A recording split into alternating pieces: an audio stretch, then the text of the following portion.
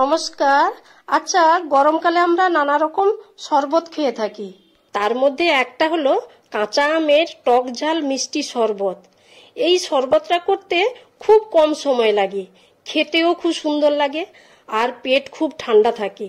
বাড়ির সকলকে আমরা চটজলদি এই শরবতটা করে দিতে পারবো। এটা তৈরি করতে কাঁচা আম, পুদিনা পাতা, বিট লবণ, চিনি, গোলমরিচের গুঁড়ো অল্প আর দুটো কাঁচা লঙ্কা আর এমনি সাদা লবণ।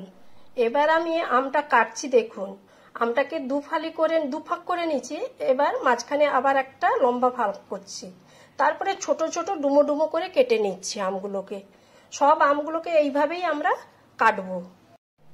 আপনারাও এই শরবতটা আপনারা বানাবেন, না বানালে আপনারা বুঝতে পারবেন না। এই শরবতটা খুব সুন্দর লাগে। এইভাবে আমি সব আমগুলোকে কেটে জল দিয়ে আবার ধুয়ে নিচ্ছি।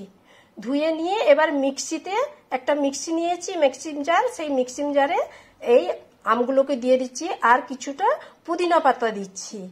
কাঁচা লঙ্কা দুটো নিয়েছি, আমরা একটু ঝাল খাই তো তাই দুটো লঙ্কা দিয়েছি, আপনারা কমিয়েও দিতে পারেন। আর চিনি দিয়েছি, বিট নুন, গোলমরিচের গুঁড়ো, এমনি লবণ আর একটু জল দিলাম। এবার মিক্সিতে পেস্ট করে নেব। মিক্সিতে পেস্ট করা হয়ে গেছে। এইটাকে স্টোর করেও রাখা যায়। আমি কিছুটা স্টোর করে রেখে দিচ্ছি এক সপ্তাহের জন্য। এক সপ্তাহ পর্যন্ত রাখা যায়। তারপর এক গ্লাস জল দিলাম, দিয়ে আবার একবার পেস্ট করে নেব। এবার আমি সার্ভ করছি। একটু গ্লাসের মধ্যে লেবু লাগিয়ে দিচ্ছি। এই গ্লাসের উপরে লেবু নুন দিয়ে কোটিংটা করলে খেতে খুব সুন্দর টেস্ট হয়। আর একটু বিট লবণকে গ্লাসের মুখে গোল করে লাগিয়ে দিচ্ছি। দুটো গ্লাসেই লাগিয়ে দিচ্ছি, আমি 2 গ্লাস বানাবো তো। এবার আমি পরিমাণ মতো বরফ দিয়ে দিচ্ছি 2 গ্লাসে। যতটা পরিমাণ বরফ খাবেন ঠান্ডা ততটাই দেবেন।